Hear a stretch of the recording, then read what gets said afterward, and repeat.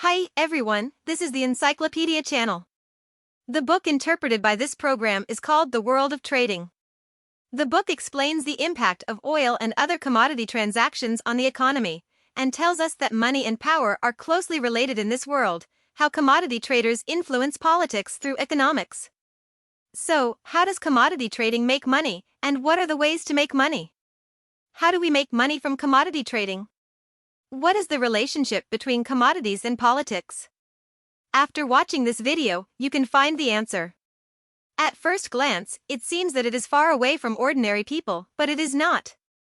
Commodity trading is closely related to everyone's life. For example, we refuel the car, buy a mobile phone, order a fast food, etc. Most of us think that it is easy to do. But you must know that almost all daily consumption is based on energy and raw materials. If there were no commodity transactions such as oil, grain, and minerals, there would be no fuel at gas stations, factories would stop operating, and bakeries would run out of flour. Therefore, in modern society, commodity trading is a vital part of the economy, and it affects our lives all the time. Not only that, but commodity trading can affect politics. Tell a story in a book. In 2011, Libya's political turmoil triggered a civil war, and forces opposed to Gaddafi's rule established an armed regime. These anti-government armed forces have a problem, that is, the tanks and vehicles lack fuel, which seriously affects their combat effectiveness. At this time, it was not any international organization or sovereign country that solved their difficulties, but a commodity trader named Vital. It not only ships gasoline, diesel, and other fuels to them, but is also willing to provide loans. It sent them more than $1 billion worth of supplies and quickly turned the tide of the battle. The strength of the anti-government armed forces is getting stronger and stronger, and the territory is getting bigger and bigger, and finally overthrew Gaddafi's 42-year iron-fisted rule. In a sense, Vital reshaped the political situation in Libya and also rewrote the history of the Middle East. There are many such stories. For example, in 1972, Soviet officials went to the United States to purchase a large amount of grain, which greatly pushed up the price of agricultural products, which caused concern in the American society and was called a coup. Sanctions and an oil embargo against it, but traders continue to secretly sell oil to it, thus prolonging the rule of the South African government, buying oil to help it tide over difficulties, winning medals from Putin, etc. are all wonderfully described in the book. These stories remind us that commodities give traders a unique position as a worldwide strategic resource.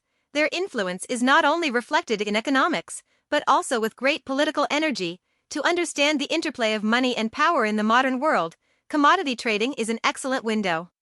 However, in such an important industry, there are many unknown inside stories.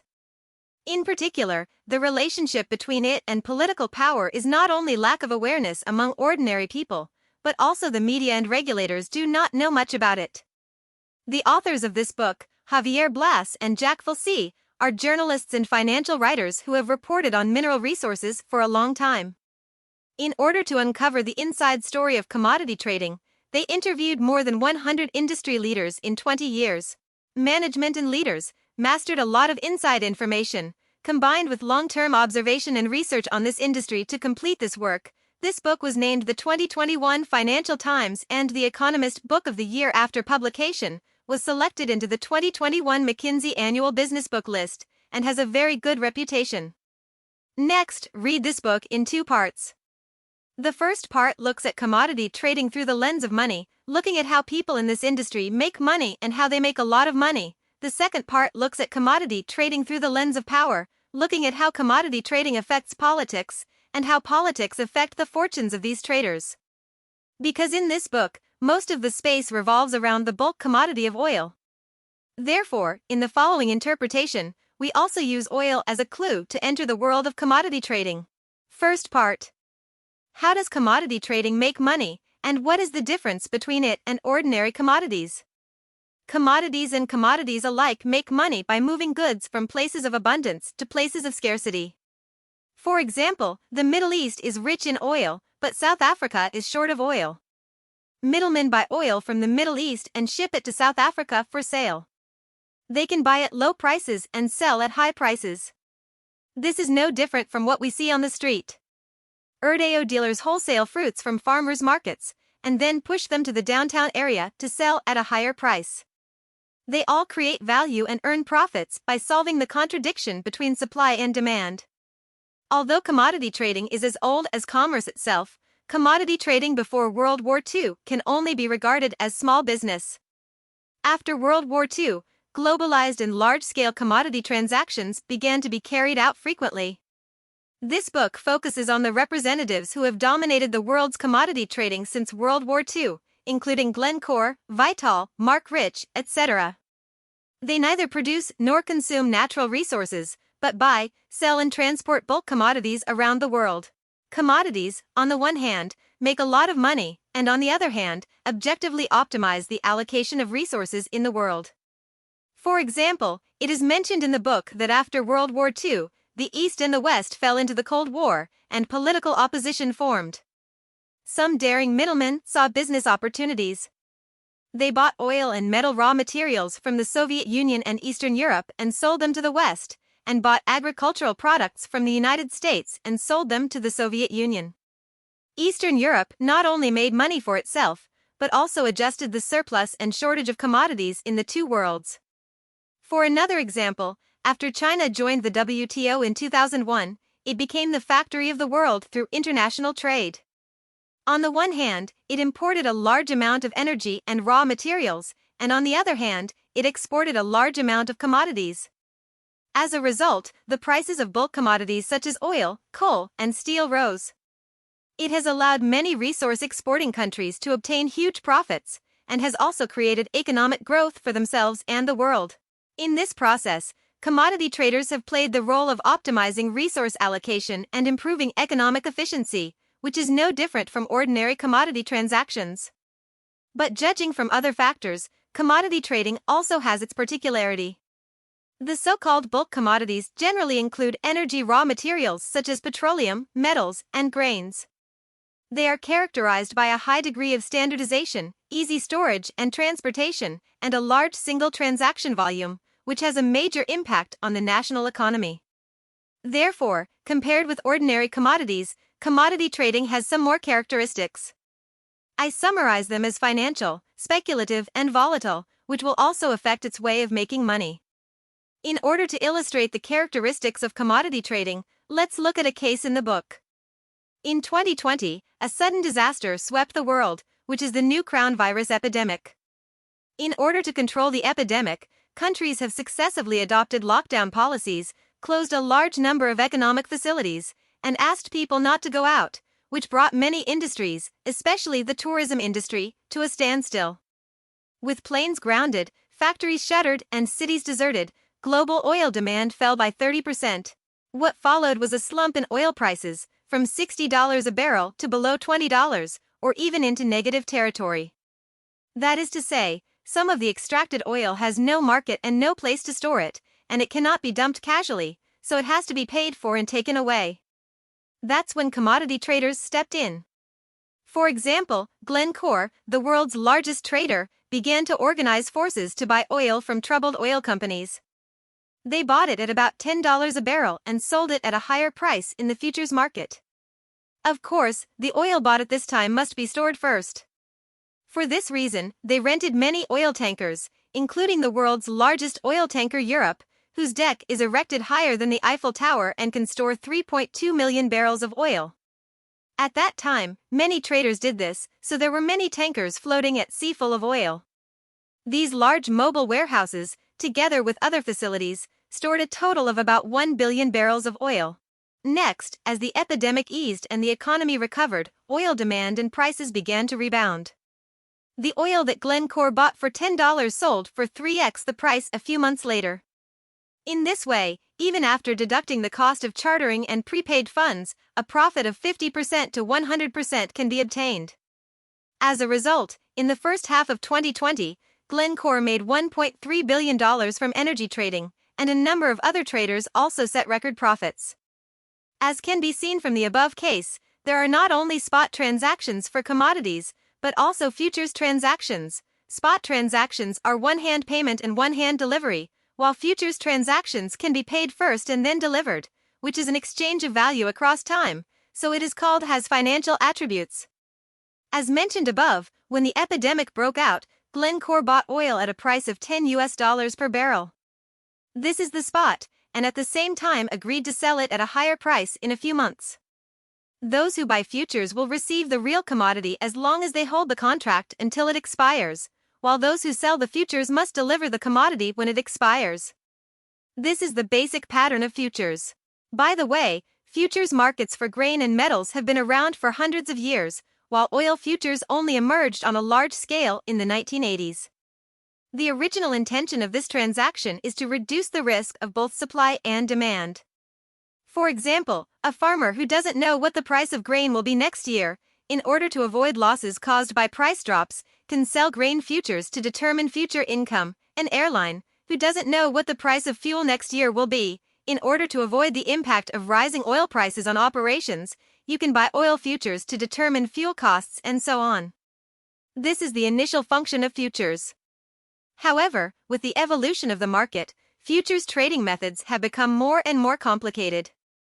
People who hold commodity futures do not need to wait for the contract to expire to cash in the real commodity, but can sell futures at any time in the financial market to obtain funds. Those who participate in futures trading are not only the supply and demand sides of resources and middlemen, but also various institutions or individuals who hope to profit from the transaction, including investment banks, wealth management funds, professional speculators, and so on. These participants are not interested in real commodities, but only want to buy and sell futures amid price fluctuations to earn the difference. At this time, commodity trading has obvious financial and speculative characteristics. According to this book, the emergence of oil futures and the financialization of the oil market in the 1980s was a milestone in the development of commodity trading. It not only changed the industry ecology, provided traders with more sources of funds and ways to make money, but also produced a group of high-level talents who are both physical and financial, and can seize more opportunities and profits under the new business format. Prominent among these is Andy Hall's tale. Andy Hall was the head of oil trading at Philip Brothers, a commodity trader at that time, and he was good at analyzing various political and economic factors to judge market trends. Compared with other traders, he has a unique advantage in that he can also directly understand the market conditions through his affiliated refineries. At the beginning of 1990, he synthesized all kinds of information and judged that the oil market was oversupplied and the price was low. Next, he saw that the price of oil futures 6 months later was higher than the spot market, so he purchased a large amount of oil spot and sold futures at the same time, locking in a wave of profits. Because the futures are paid first and then delivered, its price is higher than that of the spot. As long as you buy the spot and sell the futures, you will generate profits. The method he adopted was similar to the one mentioned above. He also rented more than a dozen large oil tankers and stored tens of millions of barrels of oil. Unexpectedly, after June 1990, the relationship between Iraq and Kuwait suddenly became tense, and Saddam publicly threatened to attack Kuwait. Andy Hall judged that the risk of war was extremely high. So he made the bold move of redeeming some of the oil futures he had sold. In other words, he believes that oil prices are about to rise sharply, and selling at the original futures price is not enough to earn, and he wants to earn more. But in this way, the oil he stored on the tanker lost the protection of the futures price, and if the price fell in the future, he would suffer heavy losses. Facts have proved that Hall's judgment is correct. Soon after, Iraq invaded Kuwait, the Gulf War broke out, oil production in the Middle East was cut, and world oil prices soared. Hall's bet paid off handsomely. The cost of the oil he stored on the tanker was $20 per barrel. After the war broke out, the price of oil rose to $40, and the book profit was 100%. But in fact he earned more, because he redeemed part of the futures in advance, and the price of this part of the oil was higher than the agreed price of the futures. And after this part of the oil is converted into cash, it can be redeemed for more futures and sold at a higher price. As a result, in just a few weeks, Hall made a profit of $600 to $800 million. It can be seen from this case that due to the financialization of bulk commodities, compared with traditional traders, new traders must not only consider the geographical surplus and adjustment of commodities, but also consider its price fluctuations in time. Quickly adjust trading strategies. In other words, the speculative component of trading is getting heavier and heavier. This is the reason why traders can make more money in a short period of time, and it is also where the new risks lie. According to this book, after the financialization of the oil market in the 1980s, some companies collapsed after failing to adapt, and some companies tried to adapt to new trading methods, but failure cases abound. For example, the Austrian United Steel Group lost nearly $100 million in oil market speculation in 1985 and had to ask the government to get out of the predicament. The prestigious metal trader Bundesdeutsche Metals Company Limited lost $1.4 billion due to a mistake in an oil transaction. Italian trader Ferrucci lost $100 million in soybean trading in 1989, leading to bankruptcy of the company, suicide of the president, and so on. This shows that the financialization of commodities is a double-edged sword. Speculation may bring excess profits in the short term, or it may cause huge losses overnight. The same is true for society. Speculation that makes money can create social wealth, and speculation that loses money can destroy social wealth, but that is another topic and will not be expanded here. Having said that, we can summarize that commodity trading makes money by buying and selling commodities and adjusting the surplus and shortage of resources.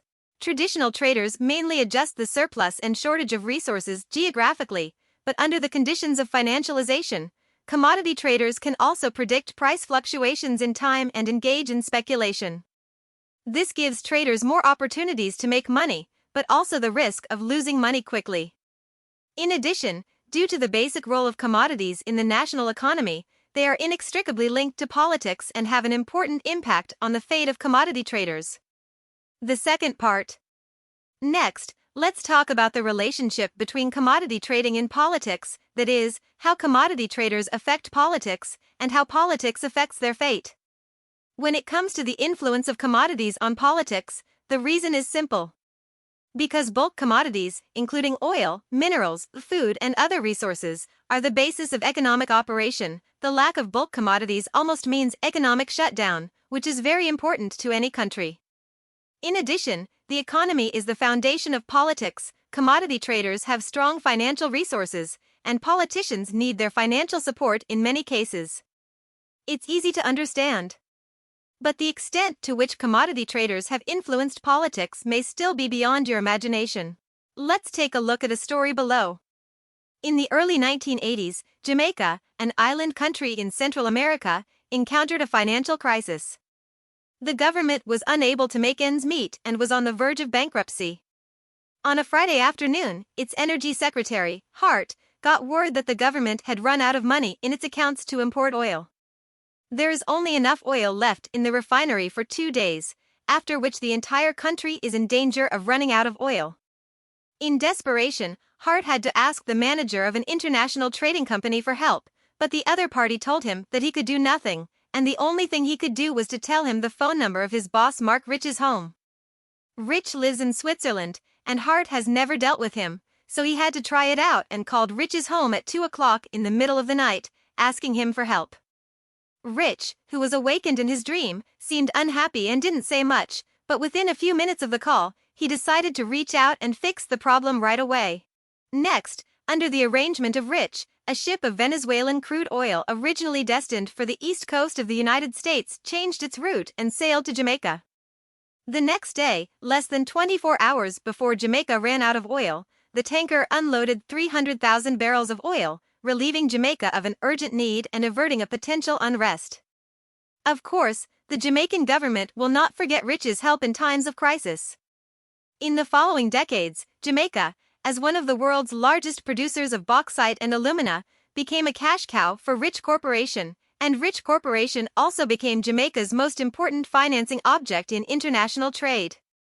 The story underscores the importance of commodity traders not only in mobilizing resources, but also in influencing politics. There are many such stories, such as their infiltration behind the Cold War between the Soviet Union and the United States, their participation in the game between Russia and the West, their shuttle in the Libyan civil war, and their being the guest of Cuban leaders, etc. But what is interesting is that the influence of commodity traders on politics is not the result of deliberate pursuit, but occurs naturally. For most traders, they are after profit rather than political influence. These people do business without regard to ideology, politics, or even moral judgment. They trade with both leftist and rightist governments, whether they believe in socialism or capitalism, as long as they make money.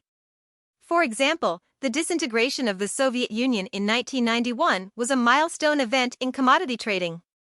It has changed the global political structure and economic landscape, forcing countries that were originally attached to the Soviet Union to reallocate resources, bringing trading opportunities for bulk commodities, and attracting many traders to seek gold. These traders pursue money, but they become part of politics invisibly, such as helping socialist countries carry out reforms, becoming close partners of political leaders, and so on. The most typical one here is the story of Vital in Cuba. You must know that Cuba was an outpost of the Soviet Union against the United States during the Cold War, and it was economically dependent on the Soviet Union.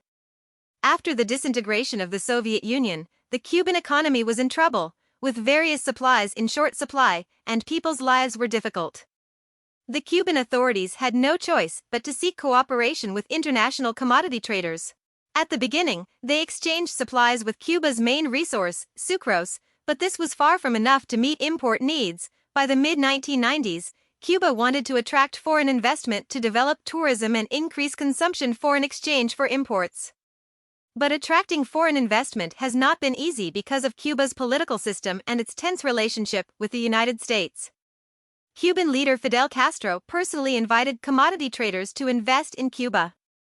He sent private jets to take them around to find suitable investment locations, and formed close relationships with some traders, such as the aforementioned Taylor, the CEO of Vital, became a frequent guest at Castro's dinner parties, drinking and talking at his residence until late at night.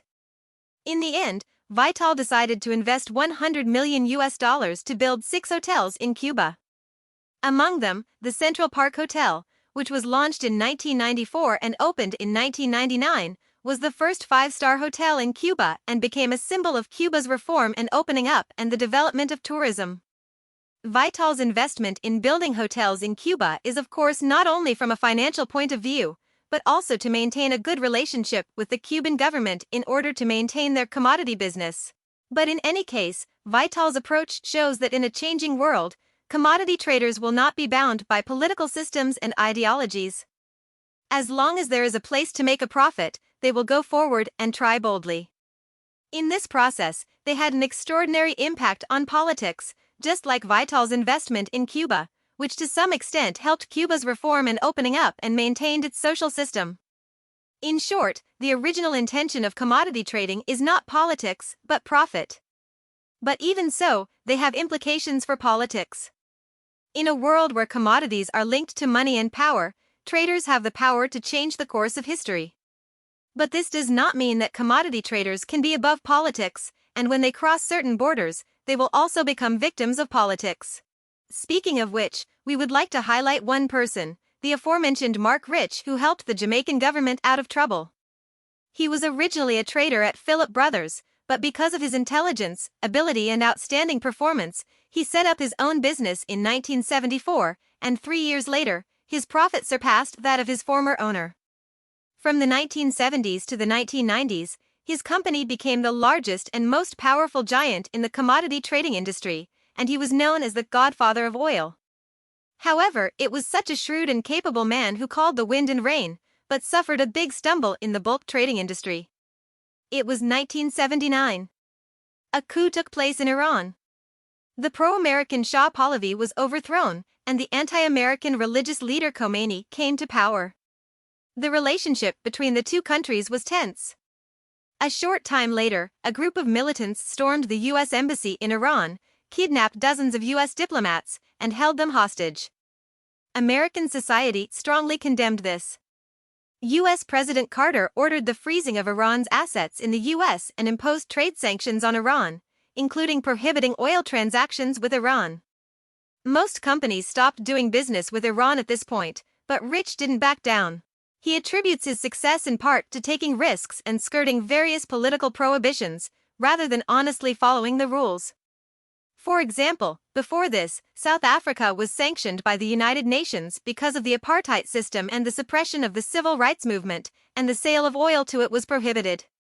But Rich didn't care about this. He quietly bought oil from Iran through some disguised means, and sold it to South Africa at a price difference of more than 100%, making a lot of money from it. What's more, Iran is his most important source of oil, and he is unwilling to throw away this cash cow casually. So in 1980, when another company wanted to buy oil from Iran through him, he said yes with little hesitation. Unfortunately, not long after, the US government discovered that Rich had committed crimes against the wind and purchased more than $50 million from Iran, totaling more than 1.6 million barrels of crude oil. This not only angered the US government, but was also condemned by American society. In 1983, Rich was indicted by a grand jury and faced prison time. He fled the United States in a hurry, and was listed as one of the top 10 most wanted criminals by the FBI. He had no choice but to give up his American citizenship, and since then he only dared to enter and leave a few countries. Although this did not end Rich's career, and Rich received an amnesty from the US government 20 years later, it can be said to have changed the trajectory of his life and become one of the most painful lessons in the history of commodity trading. In our view, Rich's story raises a question for commodities trading. How do you make money in a volatile political environment while keeping yourself safe from political power? If Rich's lesson is that he is too conceited and careless, then Taylor, another well-known trader, is a master of politics and business. Taylor is the leader of the Vitol Company. As we mentioned earlier, he invested in the construction of hotels in Cuba and also delivered fuel to the rebels in the Libyan civil war. The author speaks highly of him, believing that he is both adventurous and politically sophisticated, representing a commodity trader. Let's go back to the beginning of the story to know. In the Libyan war, Vitol delivered more than $1 billion worth of fuel to rebels. This of course entails great risks, not only security risks but also economic risks. Because the war is not over yet, the Libyan opposition can only buy fuel from Vitol on credit. Once they fail, these credits will be in vain. But Taylor was not blindly risky. First, his actions were supported by the powerful British and American governments. They even provided escort for his trip to Libya. Secondly, the Libyan government had frozen billions of dollars in Western banks at that time. If the war ended bad for Vitol's credit, from which it can get compensation. This is what is mentioned in the book. When Taylor travels around the world to find trade opportunities, he will ensure that his actions are recognized by mainstream Western powers. That's the difference between Taylor and Rich. If Rich dared to challenge all political taboos and put all political rules behind him for the sake of profit, then Taylor still has a sense of proportion and understands the bottom line. Only by keeping the mainstream political power in line can we avoid being attacked by power. Of course, what they have in common is a sharp eye, a willingness to take risks, spot opportunities in the imbalance of the world, and do everything in their power to close deals. This is probably what all successful businessmen have in common. In short, this book, The World of Trading, introduces the development history of global commodity traders since World War II, and thinks about the relationship between money and power by telling the impact of commodity trading on the world. In the first part, we covered how to make money trading commodities. In a sense, there is no difference between commodity trading and ordinary commodity trading. They both make money by transporting commodities from places of abundance to places of scarcity. However, due to the high degree of standardization, easy storage and transportation, and large single transaction volume of bulk commodities, they have some characteristics compared with ordinary commodities, namely financial, speculative and volatile. In other words, because bulk commodities can be traded in futures, its traders not only need to consider the geographical surplus and adjustment of commodities, but also consider the price fluctuations of commodities in time, and adjust trading strategies according to price trends. Just like in the book introduced, Andy Hall redeemed the oil futures he had sold during the Iraq War. This means that commodities can be used for speculation, which can bring excess profits in the short term or huge losses overnight. This is where commodity traders make more money and where the new risks lie. In the second part, we analyze the relationship between commodity trading and politics. For most traders, What they pursue is profit, and everything is aimed at making money, without considering ideology and political positions, and the so-called left and right are not a problem for them. But because commodities are the basis of economic operations, and politicians need the financial support of traders, they have political influence, and sometimes even change social systems and historical processes. For example, Vital helped the opposition in the Libyan civil war. Gaddafi's rule was overthrown. But on the other hand, politics can also affect the fortunes of commodity traders. How do they avoid the harm of political power in the changing political environment? The stories told in the book tell us that if a trader is too conceited, dares to challenge all political taboos, and leaves all political rules behind, he may become a victim of politics. Bottom line, only by keeping consistent with mainstream political power on major issues can the possibility of being harmed by politics be reduced. It means, it is difficult for people who stick to the rules to make a lot of money, but it is easy for people who do not follow the rules to go to ruin. This is not only a warning to businessmen, but also a lesson to ordinary people. One last thing to add. Although commodities include not only oil, but also minerals and grains, the author believes that since World War II, oil has always been the protagonist on the stage of commodity trading, so it is also the focus of this book. This is the end of this episode of the show. What do you think about it differently? Welcome to leave a message to discuss with everyone. Hey, if you like our channel, please subscribe us. Haha, remember to like it.